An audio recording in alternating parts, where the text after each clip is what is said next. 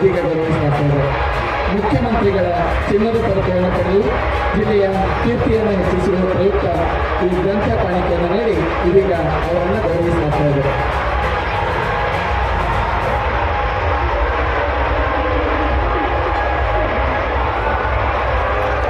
ಬಂಧುಗಳೇ, ಬಹುದೂರದ ದೆಹಲಿಯಿಂದ ಆಗಮಿಸಿರುವಂತಹ ಶ್ರೀ ಪ್ರೇಮ್ ಕುಮಾರ್ ಗೆಡಮ್ ಅವರು ರಾಷ್ಟ್ರೀಯ ಕಾರ್ಯಕಾರಿ ಅಧ್ಯಕ್ಷರು, ರಾಷ್ಟ್ರೀಯ ಬುಡಕಟ್ಟು ಸ್ವಾಯತ್ತ ಮಂಡಳಿ ಆಫ್ ಇಂಡಿಯಾ ನಮ್ಮ ಕಾರ್ಯಕ್ರಮದಲ್ಲಿ ವಿಶೇಷ ಉಪನ್ಯಾಸವನ್ನು ನೀಡುವುದಕ್ಕೆ ಆಗಮಿಸಿದ್ದಾರೆ.